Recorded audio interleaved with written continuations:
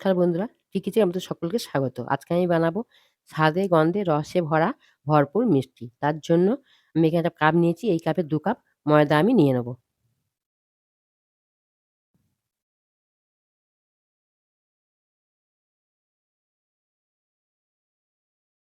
এবার আমি এখানে কালারের জন্য দেবো ২ চামচ চিনি। চিনিটা আপনারা গুঁড়ো করে দিতে পারেন। আমি কিন্তু গুঁড়ো আর গোটা মিক্সড করা আছে।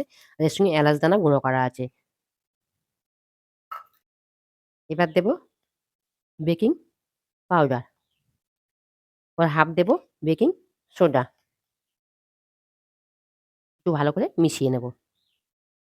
এবারে দেবো ১ চামচ মতো ঘি। আমি খুব ভালো করে মিশিয়ে নেব।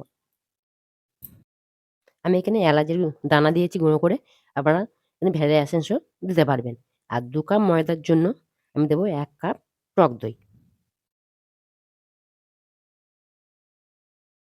দিয়ে আমি একটা ডো বানিয়ে নেব। দেখুন এটা আমার মাখা হয়ে গেছে। এখন একটু চ্যাটচ্যাট করছে। পরে ঠিক হয়ে যাবে। এটা আমি ১০-১৫ মিনিটের জন্য রেস্টে দিয়ে দেবো।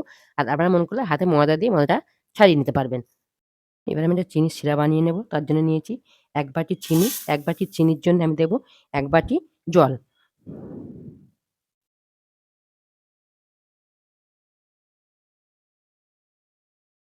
আমি এটা ১ তার বা ২ তার করব না। চিনিটা মেল্ট হয়ে যাবে। দুটো ফুটলে এটা আমি নামিয়ে নেব। এতে আমি দিয়ে দেবো কয়েকটা থেঁতো করা এলাচ। দেখুন আমি এখানে ২ খানা থালা নিয়েছি। দুটো থালাতে সব ঘি লাগিয়ে নিয়েছি। এবারে আমার ১০ মিনিট ১৫ মিনিট হয়ে গেছে। এটা আমি এখানে তুলে নেব। এখানে একটু মেখে নেব। দেখুন আমি দুটো ভাগ করে নিয়েছি। নিয়ে এরকম লম্বা করে নিয়েছি। এবার ছোট, ছোট কুচি কেটে নেব।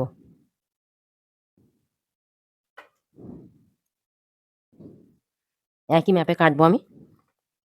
দেখুন সেটা আমার রেডি হয়ে গেছে। আমি এর মধ্যে দিয়ে দেবো ১ চামচ মতো কেওড়া জল। আমি বন্ধ করে রেখে দেবো। দেখুন এখান থেকে আমি একটা গুচি নেব। এটা গোল করব। গোল করে হাত দিয়ে আমি চ্যাপ্টা করে দেবো। ছুরি নিয়েছি। ডিজাইনটা নিজের উপর নির্ভর করবে। যে যেমন পারবে ডিজাইন করে নেবেন।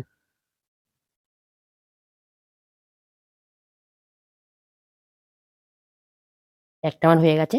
আমি যে থালাতে ঘি লাগিয়ে নিয়েছিলাম, এই থালার মধ্যে রেখে দেবো। আমি এখানে ঘিয়ের ব্যবহার করেছি। আপনারা সাদা তেলের ব্যবহারও করতে পারবেন।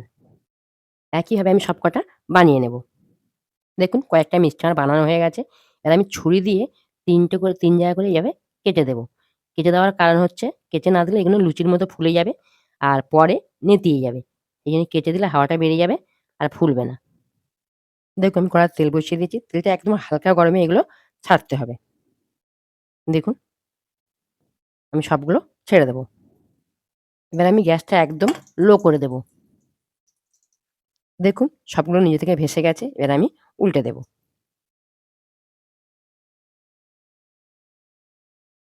এগুলো আমি উল্টে, উল্টে লাল করে ভাজবো। ভেজে রসটা হালকা গরম থাকবে সেই রসের মধ্যে আমি দিয়ে দেব। দেখুন রসের মধ্যে দিয়েছি কত সুন্দর দেখতে হয়েছে।